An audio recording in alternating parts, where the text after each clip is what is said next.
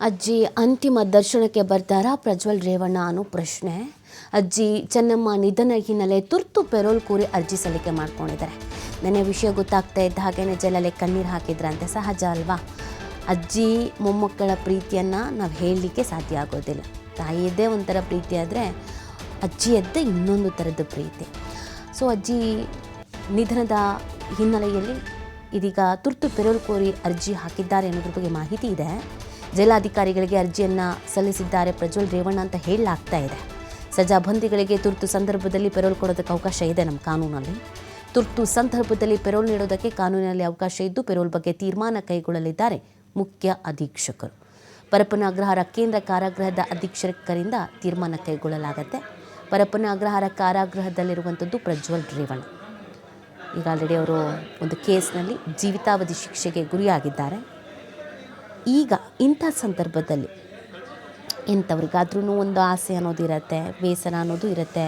ಕೊನೇ ಕ್ಷಣದಲ್ಲಿ ತನ್ನನ್ನು ಎತ್ತಾಡಿದ ಸಾಕಿದ ಅಜ್ಜಿಯನ್ನು ಕಣ್ತುಂಬ ನೋಡ್ಕೊಳ್ಬೇಕು, ಅಂತಿಮವಾಗಿ ನಮನ ಸಲ್ಲಿಸಬೇಕು ಅಂತ ಪೆರೋಲ್ ಸಲ್ಲಿಕೆ ಮಾಡಿದ್ದಾರೆ ಅಂತ ಹೇಳಲಾಗ್ತಾ ಇದೆ. ಅಫಿಷಿಯಲ್ ಆಗಿ ಮಾಹಿತಿ ಸಿಗಬೇಕಾಗತ್ತೆ ಇದಕ್ಕೆ ಸಂಬಂಧಪಟ್ಟಂತಿಗೆ. ಈ ಕಾರಣಕ್ಕಾಗಿ ಸೋಮವಾರ ಅಂತ್ಯಕ್ರಿಯೆಗೆ ನಿರ್ಧರಿಸಿರೋದು ಕುಟುಂಬಸ್ಥರು ಅಂತಲೂ ಹೇಳಲಾಗ್ತಾ ಇದೆ. ಕುಟುಂಬಸ್ಥರ ಕಡೆಯಿಂದ ಇದಕ್ಕೆ ಯಾವುದೇ ರೀತಿಯಾದಂಥ ಉತ್ತರ ಬಂದಿಲ್ಲ. ನೋಡಬೇಕಾಗತ್ತೆ ಏನಾಗತ್ತೆ ಅಂತ. ನಾಳೆ ಮಧ್ಯಾಹ್ನದವರೆಗೂ ಸಮಯ ಇದೆ ಅಲ್ಲ. ನಿನ್ನೆ ಸ್ಯಾಟರ್ಡೇ ಇತ್ತು, ಇವತ್ತು ಸಂಡೇ. ಹಾಗಾಗಿ ಈ ಪೆರೋಲ್ ಪ್ರಕ್ರಿಯೆಗೆಲ್ಲ ಸ್ವಲ್ಪ ಹಿಂದೆ ಮುಂದೆ ಆಗತ್ತೆ. ಇನ್ನು ನಾಳೆ ಅಂತಿಮ ವಿಧಿವಿಧಾನ ಇರೋದ್ರಿಂದ ನಾಳೆ ಬರ್ತಾರಾ ಪ್ರಜ್ವಲ್ ನೋಡಬೇಕಾಗತ್ತೆ. ಹತ್ರ 2 ವರ್ಷ ಆಗ್ತಾ ಬಂತು ಅವರು ಜೈಲಿಗೆ ಹೋಗಿ.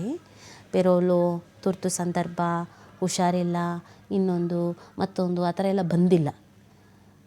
ಇದೀಗ ಒಂದು ಕಡೆಯಲ್ಲಿ ನೀವು ಗಮನಿಸ್ತಾ ಇದ್ದೀರಾ, ಗಣ್ಯಾತಿ ಗಣ್ಯರು ಅಂತಿಮ ನಮನ ಸಲ್ಲಿಕೆ ಮಾಡ್ತಾ ಇದ್ದಾರೆ, ಅಂತಿಮ ದರ್ಶನವನ್ನು ಪಡ್ಕೊಳ್ತಾ ಇದ್ದಾರೆ. ಚೆನ್ನಮ್ಮ ಅವರು ಎಲ್ಲರ ಜೊತೆಗೂ ಪ್ರೀತಿಯಿಂದ ಮಾತಾಡಿಸ್ಕೊಂಡಿದ್ದು. ದೇವೇಗೌಡರು ಮನೆಗೆ ಯಾರೇ ಹೋದ್ರೂ ಬನ್ನಿ ಕೂತ್ಕೊಳ್ಳಿ ಅಂತ ಊಟ ಉಪಚಾರ ಆರೋಗ್ಯ ಎಲ್ಲ ವಿಚಾರಿಸ್ಕೊಳ್ತಾ ಇದ್ದಿದ್ದು. ಇವತ್ತು ಎಷ್ಟೋ ಮನೆಯಲ್ಲಿ ದುಡ್ಡಿದೆ, ಶ್ರೀಮಂತರು ಅಂದರೆ ಬಾಗಿಲೇ ತೆಗೆಯಲ್ಲ, ಹೊರಗೆ ನಿಲ್ಲಿಸಿ ಮಾತಾಡಿಸಿ ವಾಪಸ್ ಕಳಿಸ್ತಾರೆ. ಆದರೆ ಚೆನ್ನಮ್ಮ ಅವರು ಅದಕ್ಕೆ ತದ್ವಿರುದ್ಧ.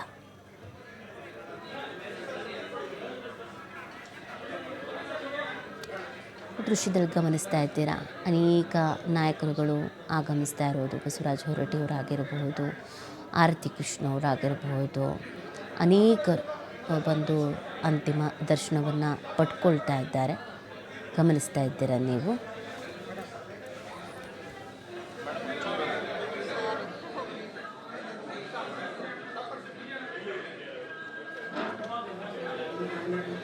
ನಿನ್ನೆ ಸಂಜೆ ಈ ವಿಷಯ ಗೊತ್ತಾಗಿದ್ದು. ನಿನ್ನೆ ಸಂಜೆಯಿಂದಲೂ ಕೂಡ ಅನೇಕ ಗಣ್ಯಾತಿ ಗಣ್ಯರು ಬಂದು ಅಂತಿಮ ದರ್ಶನವನ್ನು ಪಡ್ಕೊಳ್ತಾ ಇದ್ದಾರೆ. ಬಸವರಾಜ ಬೊಮ್ಮಾಯಿಯವರು, ಬಸವರಾಜ ಹೊರಟ್ಟಿಯವರು, ಪ್ರತಿಯೊಬ್ಬರು, ಆರ್ ಅಶೋಕ್ ಅವರು ಕೂಡ ಬಂದಿದ್ದರು. ಎಲ್ಲರೂ ಆಗಮಿಸ್ತಾ ಇದ್ದಾರೆ. ಅಂತಿಮ ವಿಧಿವಿಧಾನವನ್ನು ನೆರವೇರಿಸುವವರೆಗೂ ಕೆಲವರು ಇರಲಿದ್ದಾರೆ. ಕೆಲವರು ಅಂತಿಮ ದರ್ಶನ ಪಡ್ಕೊಂಡು ಸಿದ್ದರಾಮಯ್ಯನವರು ಕೂಡ ಬಂದಿದ್ದರು. ಡಿ ಕೆ ಶಿವಕುಮಾರ್ ಅವರು ದಂಪತಿ ಸಮೇತ ಬಂದಿದ್ದರು. ಅನೇಕರು ಬಂದು ಅಂತಿಮ ದರ್ಶನವನ್ನು ಪಡ್ಕೊಳ್ತಾ ಇದ್ದಾರೆ. ಇವತ್ತು ದೇವೇಗೌಡರ ಬಗ್ಗೆ ನಾವೆಲ್ಲ ಮಾತಾಡ್ತೀವಿ. ದೇವೇಗೌಡರು ಖಡಕ್ಕು, ದೇವೇಗೌಡರು ನಿರ್ಧಾರ ಅಂದರೆ ನಿರ್ಧಾರ, ನಮ್ಮ ಕನ್ನಡಿಗರು ಪ್ರಧಾನಿಯಾಗಿದ್ದರು ಅನ್ನೋದು ಹೆಮ್ಮೆ, ಅವರ ದೀರ್ಘಾಯಸ್ಸಿನ ಬಗ್ಗೆ ಮಾತಾಡ್ತೀವಿ, ಎಲ್ಲದ್ರ ಬಗ್ಗೆ. ಅದೆಲ್ಲದ್ರ ಹಿಂದೆ ಇರೋದು ಯಾರು? ಚೆನ್ನಮ್ಮನವರು. 72 ವರ್ಷ ವೈವಾಹಿಕ ಜೀವನ. ಇವತ್ತು 1-2 ವರ್ಷ, 3 ವರ್ಷ, 4 ವರ್ಷ, 7-8 ವರ್ಷಕ್ಕೆ ಗಂಡ ಹೆಂಡತಿಯ ನಡುವೆ ಏನೋ ಒಂಥರ ಸಮಸ್ಯೆಗಳು ಅಥವಾ ಮಿಸ್ಅಂಡರ್ಸ್ಟ್ಯಾಂಡಿಂಗ್ಸ್ಗಳು, ಬೇಸರ, ಇದೆಲ್ಲ. 72 ವರ್ಷ ಒಬ್ಬ ವ್ಯಕ್ತಿ ಜೊತೆಗೆ ಇನ್ನೊಬ್ಬ ವ್ಯಕ್ತಿ ಕಳೆಯೋದು ಜೀವನನ ಅಂತ ಅಂದರೆ ಎಷ್ಟು ಕಷ್ಟ, ಸುಖ, ದುಃಖ, ಬೇಕು ಬೇಡ ಇದೆಲ್ಲವನ್ನು ನೋಡಿರ್ತಾರೆ, ಒಟ್ಟೊಟ್ಟಿಗೆ ಕಳೆದಿರ್ತಾರೆ. ಹೇಳಿ, ನಿಜವಾಗ್ಲೂ ಎಲ್ರಿಗೂ ಇವಾಗ ಯೋಚನೆ ದೇವೇಗೌಡರ ಬಗ್ಗೆ. ಹೇಗಿರುತ್ತೆ ಆ ಹಿರಿ ಜೀವ ಇನ್ನು ಮುಂದೆ? 1 ತಿಂಗಳ ಹಿಂದೆನೂ ತುತ್ತು ತಿನ್ನಿಸಿದ್ರು ಚೆನ್ನಮ್ಮನವರು. ತುತ್ತು ತಿನ್ನಿಸೋದು ಗಂಡನಿಗೆ ಈ ಇಳಿ ವಯಸ್ಸಿನಲ್ಲಿ 1 ತಿಂಗಳ ಹಿಂದೆನೂ ಕೂಡ ನೀವು ಊಟ ಮಾಡಿದ್ರಾ? ನೀವು ಊಟ ಮಾಡಿ, ನಿಮ್ದು ಊಟ ಆದಮೇಲೆ ನಾನು ಊಟ ಮಾಡ್ತೀನಿ. ಎಷ್ಟು ಜನ ಕಾಯ್ತಾರೆ ಇವತ್ತು ಹೇಳಿ? ಅಯ್ಯೋ ಎಷ್ಟೊತ್ತಿಗೆ ಬರ್ತಾರೋ ಏನೋ, ನಾನು ತಿಂದು ಮಲಗ್ತೀನಿ ಅನ್ನೋದು ಬೇರೆ. ಇಲ್ಲ ಅವ್ರು ಬರಲಿ, ಅವ್ರು ಬಂದಮೇಲೆ ಊಟ ಮಾಡ್ತೀನಿ ಅಂತ ಹೇಳೋದು ಬೇರೆ. ಇದೆಲ್ಲ ಯಾವ್ದು ಹೇಳಿ? ಎಲ್ಲ ನಮ್ಮ ಭಾರತೀಯ ಸಂಸ್ಕೃತಿ, ಸಂಪ್ರದಾಯ, ನಮ್ಮ ಅಜ್ಜ, ನಮ್ಮ ಅಜ್ಜಿ, ನಮ್ಮ ತಂದೆ, ನಮ್ಮ ತಾಯಿ ಇದ್ದಂಥ ರೀತಿನ ನಾವು ನೋಡ್ಕೊಂಡು ಬೆಳೆದಿರೋದಿದು. ಚೆನ್ನಮ್ಮ ಅವರು ಅದನ್ನು ಯಾವತ್ತೂ ಮಿಸ್ಸೇ ಮಾಡಲಿಲ್ಲ. ಯಾಕೆ ಚೆನ್ನಮ್ಮನವ್ರ ಬಗ್ಗೆ ಎಲ್ಲರೂ ನಾವು ಹಿಂಗೆ ರೀ ಇರೋದು? ಹೌದು, ಮಾಜಿ ಪ್ರಧಾನಿ ವೈಫ್. ಇವತ್ತು ನಾವು ಎಷ್ಟೋ ಜನರನ್ನು ನೋಡಿದ್ದೀವಿ ಹೆಂಗೆಲ್ಲ ದರ್ಪ ಮೆರೀತಾರೆ ಅಥವಾ ಅಧಿಕಾರವನ್ನು ಚಲಾಯಿಸ್ತಾರೆ. ಆದರೆ ಚೆನ್ನಮ್ಮ ಅವ್ರು ಹಂಗಲ್ಲ.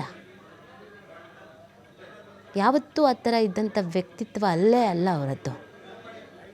ಇವತ್ತು ನಾವು ಮನೇಲಿ ಒಂದು 3-4 ಕಾರ್ ಇದೆ, ಗಂಡನ ಮನೆಯವ್ರು ಅನುಕೂಲವಾಗಿದ್ದಾರೆ ಅಂತಂದರೆ ತವ್ರ ಮನೆ ಕಾರಲ್ಲಿ ಓಡಾಡ್ತೀವಿ, ಡ್ರೈವರ್ ಬೇಕು ನಮಗೆ ಹೋಗೋಕ್ಕೆ ಬರೋಕ್ಕೆ. ಅದೇ ಚೆನ್ನಮ್ಮ ಅವ್ರು ಹಂಗಲ್ಲ. ದೇವಸ್ಥಾನ ಅಷ್ಟೇ, ಮನೆಯೇ ದೇವ್ರ ಮನೆ ಮಾಡ್ಕೊಬಿಟ್ರು. ದೇವಸ್ಥಾನದ ಥರ ಮನೆಯಲ್ಲೇ ದೇವರು ಮನೆ ಮಾಡ್ಕೊಬಿಟ್ರು. ನಿತ್ಯ ಪೂಜೆ ಒಂದು ಮಾಡ್ಕೊಂಡಿದ್ರೆ ಸಾಕಾಗತ್ತಾ? ಗಂಡನ ಆರೋಗ್ಯ ವಿಚಾರಿಸ್ಬೇಕು, ಗಂಡನಿಗೆ ಟೈಮ್ ಊಟ ಕೊಡಬೇಕು. ಎಲ್ಲಿದ್ದೀರಾ ಬನ್ನಿ ಮನೆಗೆ, ನೀವು ಬಂದಮೇಲೆ ನಾನು ತಿಂತೀನಿ. ಇಲ್ಲ ಎಲ್ಲಿದ್ದಾರೆ ಹೇಳಿ, ಅಲ್ಲಿಗೆ ಊಟ ಕಳಿಸ್ತೀನಿ.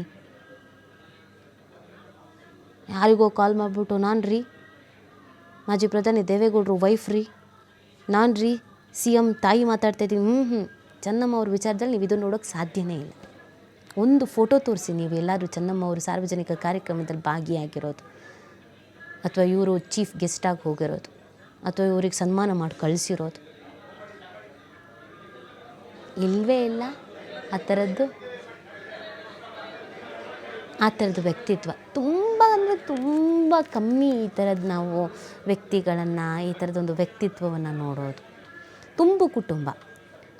ಚೆನ್ನಮ್ಮ ಅವರು ತವ್ರ ಮನೆಯೂ ಕೂಡ ದೊಡ್ಡ ಕುಟುಂಬ. ಚೆನ್ನಮ್ಮ ಅವರ ತಂದೆ ಹೆಸರು ಕೂಡ ದೇವೇಗೌಡನೇ. ಇಲ್ಲೂ ನೋಡಿ ತುಂಬು ಕುಟುಂಬ. 6 ಜನ ಮಕ್ಕಳು, ಮೊಮ್ಮಕ್ಕಳು, ಮರಿಮಕ್ಕಳು ಎಲ್ಲರನ್ನೂ ಸಂಭಾಳಿಸ್ಕೊಂಡು ಹೋಗೋದಿದೆಯಲ್ಲ, ಆ ಇಡೀ ಕುಟುಂಬವನ್ನು ಒಟ್ಟಿಗೆ ತೆಗೆದುಕೊಂಡು ಹೋಗೋದಿದೆಯಲ್ಲ, ಅದು ಅಷ್ಟು ಸುಲಭ ಅಲ್ಲ. ಇವತ್ತು ಎಷ್ಟೋ ಮನೆಯಲ್ಲಿ ಅತ್ತೆ ಸೊಸೆದಿರು ಮಾತಾಡಲ್ಲ, ಅಕ್ಕ ತಂಗಿದಿರು ಮಾತಾಡಲ್ಲ, ಅಥವಾ ಅಕ್ಕ ನಾದಿನಿ ಅತ್ತಿಗೆ ಇವರೆಲ್ಲ ಮಾತಾಡಲ್ಲ. ಬಟ್ ಚೆನ್ನಮ್ಮ ಅವ್ರ ವಿಚಾರದಲ್ಲಿ ನೋಡಿ, ದೊಡ್ಡ ಕುಟುಂಬದಿಂದ ಬಂದರು, ದೊಡ್ಡ ಕುಟುಂಬ ಸೇರಿದ್ರು, ದೊಡ್ಡ ಕುಟುಂಬವನ್ನು ನಿಭಾಯಿಸಿದ್ರು. ಹೇಗೆ ಬಂತು ಇದೆಲ್ಲ? ಆ ತಾಳ್ಮೆ, ಆ ಪ್ರೀತಿ, ತಾಯಿ ಹೃದಯ, ಮಾತೃ ಹೃದಯ. ಯಾಕೆ ಚೆನ್ನಮ್ಮ ಅವರಿಗೆ ಇದನ್ನು ಬಳಸ್ತಾ ಇದ್ದಾರೆ? ಇದೇ ಕಾರಣಕ್ಕೆ. ಒಂದು ಇಡೀ ಕುಟುಂಬ ಯಶಸ್ವಿ ಆಗೋದು, ಒಂದು ಇಡೀ ಕುಟುಂಬ ನೆಮ್ಮದಿಯಿಂದ ಸಮಾಜದಲ್ಲಿ ಬದುಕೋದೇ ಹೆಣ್ಮಕ್ಳಿಂದ. ಮನೇಲಿ ಚೂರು ಕಿರಿಕಿರಿ ಶುರು ಆಯಿತು ಅಂತಂದರೆ ಆ ಗಂಡು ಮಕ್ಕಳ ಜೀವನವೇ ಬೇರೆ ಬೇರೆ ಥರ ಆಗ್ಬಿಡತ್ತೆ, ಅಥವಾ ಇಡೀ ಕುಟುಂಬವೇ ಬೇರೆ ಬೇರೆ ಆಗ್ಬಿಡತ್ತೆ. ಹೆಣ್ಣು ಮಕ್ಕಳು ನೆಮ್ಮದಿಲಿದ್ರೋ ಅಥವಾ ಇಡೀ ಕುಟುಂಬವನ್ನು ನೆಮ್ಮದಿಯಿಂದ ನಿಭಾಯಿಸ್ತಿದ್ರು ಅಂತಂದರೆ ಆ ಇಡೀ ಕುಟುಂಬ ಇರೋದೇ ಬೇರೆ ಥರ. ಅದನ್ನು ನಾವು ದೇವೇಗೌಡರ ಕುಟುಂಬದಲ್ಲಿ ಕಾಣ್ತಾ ಇದ್ದೀವಿ. ಪ್ರತಿಯೊಬ್ಬರಿಗೂ ಮಾದರಿ. ಗಂಡ ಹೆಂಡತಿ ಆಗಿ, ಅಜ್ಜ ಅಜ್ಜಿ ಆಗಿ, ಎಲ್ಲ ಥರದ್ರಲ್ಲೂ ಚೆನ್ನಮ್ಮ ಅವ್ರ ಮಾದರಿ.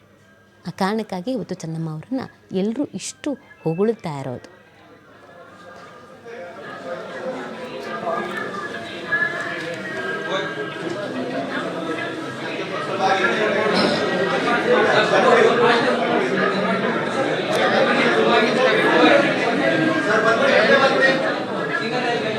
ಮುಂದೆ ಕಳಿಸಿದ್ರಲ್ಲಿ